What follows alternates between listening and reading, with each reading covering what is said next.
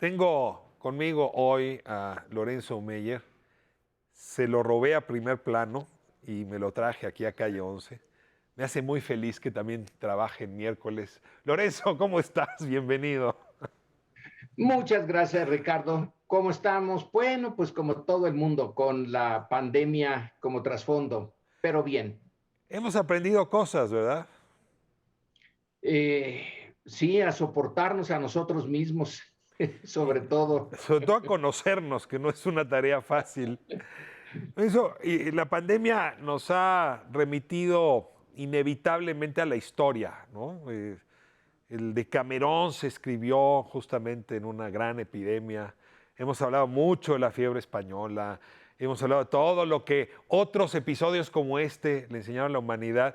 Y en ese sentido llama la atención cómo la historia ha sido objeto justamente de revisión. Y esa es tu materia. Yo por ahí quería comenzar antes de entrar a hablar del curso que estás dando y al que nos invitas. ¿Qué le enseña o cómo lee un historiador un episodio como este que será histórico? Digo, todavía no sabemos qué va a decir el libro de historia, pero esto que estamos viendo es histórico, Lorenzo. Desde luego, ahora, no hay una respuesta definitiva a tu pregunta. Cada historiador, cada época, y dependiendo mucho de la personalidad del historiador, va a preguntarle al pasado algo, pero siempre relacionado con el presente, aunque a veces no esté muy consciente, todo lo que le preguntamos al pasado está relacionado con lo que nos está ocurriendo ahora. Así que esta pandemia, por ejemplo, nos llevaría a preguntarnos exactamente qué pasó en el siglo XVI, cuando la población original, bueno, sufre algo que ni la peste negra en Europa, que acabó probablemente con la mitad de la población. Aquí no sabemos, pero no falta quien nos diga que entre el 90 y 95% de la población original sufrió con la catástrofe demográfica, que fue el encuentro de la biología de los naturales con los virus que trajeron Mm, los la viruela. españoles, y eso minó pero terriblemente a la sociedad. Quizá ahora le demos más énfasis, gracias a esto, a al COVID-19, le demos más importancia a cómo se sufrió, cómo fue afectada la población original en nuestro país, y que fue una catástrofe terrible. Gusta la provocación porque en efecto uno se hace preguntas sobre la historia a partir de la experiencia presente. Anda uno buscando respuestas y a partir de eso fija las preguntas. Te voy a cambiar de tema. El gobierno encabezado por Andrés Manuel López Obrador ha planteado que esto que estamos viviendo sería la cuarta transformación y nos ha obligado entonces a pensar cómo fueron las anteriores, ¿no? Cómo habrá sido la primera, la segunda, la tercera transformación. Y ahora vas a dar un curso sobre la tercera transformación. Es muy interesante. Lo han llamado de la ilusión violenta a un nuevo régimen, que son 55 cápsulas en video donde el profesor Lorenzo Meyer nos habla de lo que pasó entre 1910 y 1960. ¿Te sirve estudiar la tercera transformación para explicarme la cuarta transformación? ¿Nos sirve de algo? Rafael, el conocer nuestro pasado nos sirve siempre, siempre. Es como para ti o para mí adentrarnos en nuestra propia biografía. A veces lo hacemos de manera muy inconsciente, pero cuando ya tomamos conciencia entendemos cómo el pasado nos hizo ser lo que somos.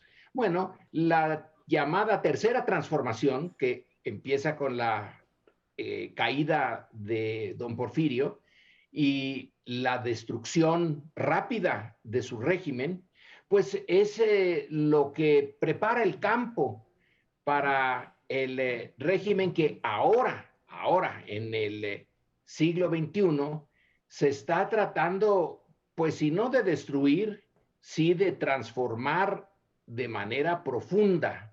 Entonces, la situación actual, la que tú y yo y los que nos están viendo vivimos, es en buena medida el choque entre una idea del futuro y este presente que se generó en buena medida por lo que aconteció entre 1910 y le ponemos 1960 por ponerle Una fecha. otra fecha, que Bueno, es cuando ya está consolidado el régimen que generó la Revolución Mexicana. Ahí hay, ya se tiene el todo y ya no hay muchos cambios. hay algo en lo que se parecen mucho esos cambios, esos cuatro cambios, esas cuatro transformaciones, y es una suerte de hartazgo, ¿no? O sea, la verdad es que sí, los últimos años del porfiriato son años que en la literatura, en la prensa, arrojan cansancio y obviamente una necesidad de cambio de raíz. Y bueno, pues si yo miro cómo estaban los estados de ánimo gracias a las encuestas en 2018, pues 8 de cada 10 mexicanos querían un cambio de raíz. Entonces ahí te diría, se parecen. Pero luego me preocupa el título de tu curso, que dice, de la ilusión violenta a un nuevo régimen. Y ahí te quiero Pues sí, preguntar si ese es una etiqueta para hablar de la tercera transformación o de la cuarta. Estábamos con Lorenzo Meyer, lo secuestré de primer plano, muy, muy feliz de tenerlo hoy vestido de azul aquí en nuestra calle 11. El pretexto es un curso que está dando en línea, gracias a Polimatía, que se llama De la ilusión violenta a un nuevo régimen, son 55 cápsulas, entiendo, de la historia de México entre 1910 y los años 60. Y de pronto me siento obligado en un espacio tan pequeño a preguntarte cuáles son las cápsulas pues, más interesantes. De repente pienso el movimiento cristero, la nacionalización del petróleo, la estatización de la energía eléctrica, la llegada de la televisión, no lo sé, el estallamiento de las grandes urbes. En esos años para ti, ¿cuáles son los momentos que más tocan las cuerdas de tu interés y tu corazón, Lorenzo? de mi interés y de mi corazón es el inicio, Rafael. Es ese momento en que un sistema político, tú señalabas que hay un hartazgo en el porfiriato. Bueno, depende de dónde te encontraras tú en el porfiriato. Si tú te encontraras entre las élites, en las personas que están viendo cómo se transforma materialmente, cómo se moderniza México, cómo va encarrerado, ferrocarriles, exportaciones, grandes agroindustrias como la del azúcar, por ejemplo, con los ingenios. Bueno, pues no hay ningún hartazgo. Perdón que te Y, interrumpa. Madero era parte de esa élite y habla de una élite harta. O sea, el propio Madero es síntoma de que incluso la élite estaba cansada de sí misma. pero fíjate quién era Madero. Madero era parte de una, sí, de la élite, pero de la que había sido marginado o marginada la familia Madero. En Coahuila estaban, pues sí, eran muy importantes, pero en el contexto mexicano en general no. Y Madero es un joven de la élite, educado, ambicioso, en el buen sentido. Quiere participar en la construcción de México y no se puede, porque hay otros que ya están ahí y más arriba de él y que no hacen espacio, no abren espacio para él. Pero tú ves las cartas, por ejemplo, de Lord Cowdray, bueno, no se llamaba Lord Cowdray entonces, sino de Pearson, el gran empresario inglés que crea la empresa de petróleo El Águila, el ferrocarril transoceánico, que reforzó, reformuló, remozó el puerto de Veracruz. Bueno, él estaba encantado y había esa idea de que México ya había dejado por fin de ser una zona de desastre con que violencia, bandidaje, inseguridad, etcétera, a un país próspero, con un gobierno que era la envidia, según nos dirían algunos de los observadores extranjeros, era la envidia de otros países por lo bien gobernado que estaba. La ilusión maderista se topa con el nuevo régimen que fundan no Madero, sino los sonorenses. Porque no Sí. habría nuevo régimen priista como lo conocemos sin Obregón, sin Calles. A ver, ese otro episodio, se lo está yendo el tiempo, pero me encantaría también una reflexión, porque dirías de la ilusión violenta al nuevo régimen, y yo inmediatamente pienso en los sonorenses, ¿me equivoco? Un poco, porque yo pienso sobre todo en los zapatistas y en los villistas. Ya. Y en ellos, vaya que sí hay una ilusión. Sobre todo, fíjate, los zapatistas que vienen peleando su posición desde la colonia. Entonces llega ese momento en que tienen las armas, en que toman Cuautla y en que luego van a llegar a tomar la Ciudad de México, porque ellos son los que toman la Ciudad de México. Luego llegaría Villa y que piensan en una constitución no presidencialista, sino una constitución de otro estilo, donde haya la voz desde abajo, vía un Congreso que sea el verdadero centro de poder. Villa también, si tú ves esa sola página, vale la pena, Rafael, de John Reed de México Insurgente, cuando Reed resume, después de hablar con él y con su gente, la idea de Villa, de qué es lo que quiere que sea México. Es una sola cuartilla, o bueno, una sola página.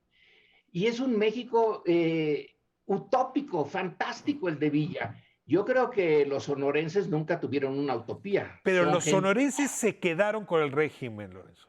Pues Por esto sí, decía, la eso sí. ilusión violenta, la entiendo bien, vendría desde Madero pasando por Villa y Zapata. Pero el nuevo régimen es el fundado por los sonorenses. Desde luego, ahí estamos de acuerdo. Y ahí ya sin ilusiones, ¿eh? Lo interesante es que cuando ya aparece asentado el nuevo régimen con los sonorenses, con la élite sonorense, cuando ya está haciendo sus negocios, cuando ya está más interesada en administrar el ingenio del Mante que en la reforma agraria o qué es lo que les está pasando al nivel más bajo de la sociedad mexicana, entonces brota algo inesperado, que eso sí es muy interesante de nuestro proceso, el cardenismo. Ah. El cardenismo es una especie de golpe interno que no se esperaba Calles ni los sonorenses que quedan, porque pues Obregón sí ya se había ido de este mundo, no lo sospechan, los toma por total sorpresa y es otra vez el renacer de esta ilusión de el México donde está el ejido, donde se supone que iba a haber un montón de cooperativas, donde la educación sería socialista, donde habría una especie de utopía, mezcla de capitalismo y socialismo y anarquismo, vuelve a renacer y se vuelve a morir. Y tenemos que hablar de su antítesis, el alemanismo. Lorenzo, Sí, este tironeo que traemos de los momentos más luminosos de la historia, ¿no? Villismo, zapatismo, maderismo, versus lo que los sonorenses, Calles y Álvaro Obregón impusieron. Él me devolvió el cardenismo como otro momento luminoso de la historia, la primera mitad del siglo XX, y yo le opongo el alemanismo, ¿no? Que es cuando los cachorros de la revolución pues, se estrenan en el capitalismo más pueril y yo diría más corrupto, fundacional de la corrupción que luego vimos crecer en la historia. Los años 50, Lorenzo, el desarrollismo mexicano y alemán a la cabeza de un modelo de enriquecimiento en la burocracia y en la política. pues alemán es el resultado, ahí sí te tomo la palabra de un hartazgo, el hartazgo de la nueva élite política con el cardenismo. De eso, de estar viendo cómo habría una oportunidad para los nuevos dueños de México, pero estaba siendo minada por esta idea de que no, los de abajo son los que tienen ahora la palabra y las bases sociales amplias, masivas. El PNR se vuelve PRM como un partido de masas, pero hay una enorme resistencia. Ya el Almazán a quien Calles desde el exilio apoya, ya es una advertencia de que puede llegar a usar la violencia, las armas para quitar al cardenismo. Por eso es que el general Mújica, que era el michoacano, amigo de Cárdenas, más radical que Cárdenas, El era, promotor del artículo 27, nada más y nada menos. fíjate, desde 1916 allá en Querétaro, ya se había distinguido por eso. Bueno, él hay que frenarlo, hay que pararlo. ¿Te suena el término frenar? Sí, cómo no, frenar, Hay que, con muchas as al final. con muchas as, hay que frenarlo. Y el cardenismo, eh, ¿qué le podemos decir, Rafael? En un acto de sensatez o de ya no jugársela más, le deja el poder a Ávila Camacho como una manera de neutralizar a Almazán. Almazán era un general bastante conocido, ya era un empresario, tenía su base en el norte, en Monterrey, era O sea, un reformador radical opta por un moderado como sucesor para no desbarrancar al país. Y ahí hay un cruce religioso muy importante, porque en efecto Ávila Camacho se reconocía como católico y, y también era una manera de llegar a una suerte de arreglo después de varias guerras relacionadas con la religión. La guerra cristera previamente, que también está como episodio fundacional del México del siglo XX. Perdóname que me regrese unos años, sí, sí, pero te sí. ruego que me hables de la guerra cristera y ahora Bueno, regresamos a los 40. la guerra cristera tiene dos fases, ¿no? Dos episodios. La guerra propiamente dicha, que va de 26 a 29, en donde un antiguo general federal, el general Gorostieta, logra organizar a los cristeros, pero claro, el espíritu de lucha de los cristeros no se los da Gorostieta, lo traen ellos. Gorostieta les da la capacidad militar, pero en fin, eso termina en 29 cuando la iglesia, la jerarquía decide que ya no va a poder destruir al régimen de la revolución y entonces mejor pacta. Y el gobierno de Calles también decide eso. Claro que en 29 no es Calles el presidente, pero es el que gobierna. Y los dos se respetan mutuamente y listo. Ahora, todavía en los años 30 queda la segunda cristiada y esa le toca a Cárdenas. Pero Cárdenas no es anticlerical, él no es católico, hasta donde se puede saber. Tenía algunos amigos curas, pero es más calmado, más moderado en materia de religión. Ya, en cierto sentido, ya ganó. La guerra cristera viene a ser la continuación del enfrentamiento del siglo XIX entre liberales y conservadores. Ya el Estado, el régimen ganó, la iglesia está apaciguada, ya no tiene el papel que tenía en la colonia ni el que quiso seguir manteniendo en el siglo XIX. Entonces, ya digamos que llegaron a un acuerdo. Al César lo que es del César y el la principio de religión. laicidad se quedó en la cultura mexicana de manera muy arraigada. Lorenzo, no quiero cerrar la conversación sin el último tema. Y me vengo más hacia los 60, y es sí el endurecimiento del régimen. Primero, digamos, contra ferrocarrileros, ¿no? Después contra médicos y finalmente contra estudiantes. Díaz Ordaz y previamente López Mateos. Cerremos ahí. Ese es un nuevo régimen que se vuelve abierta, yo te diría, hondamente autoritario.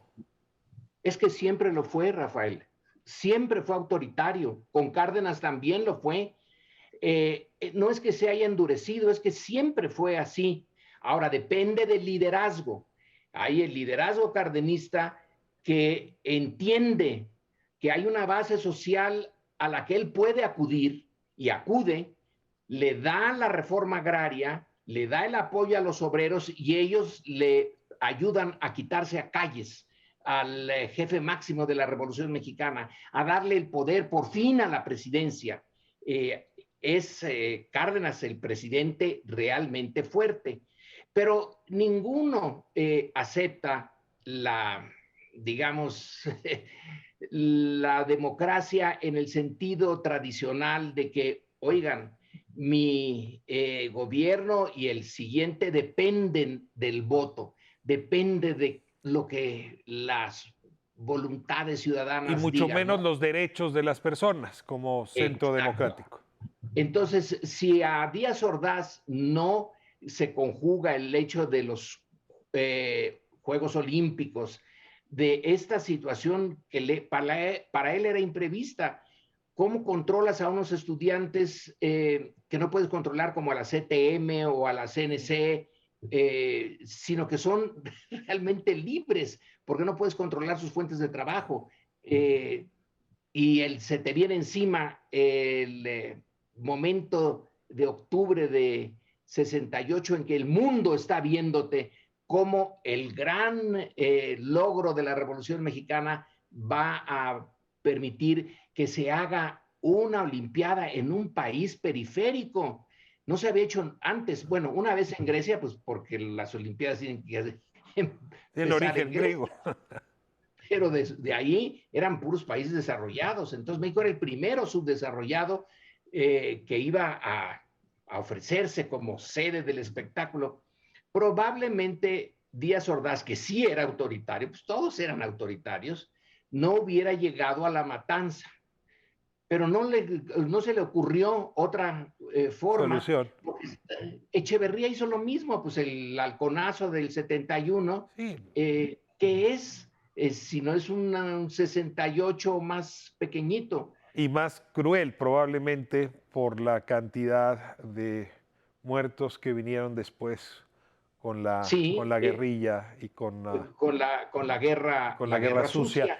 Ahora, este curso cierra en los 60, entonces me falta luego la siguiente entrevista de los 60 a la Sí, fecha, pero bueno, esta probadita, Lorenzo, a mí ya me invita a meterme en la plataforma de Polimatía y tomar tu curso. No sabes cuánto te agradezco esta posibilidad de gracias, conversar. Rafael. Hasta se me olvidó en los tiempos en los que estamos. Eres un estupendo narrador de la historia y lo ha sido siempre. Gracias por acompañarnos aquí en Calle 11, Lorenzo.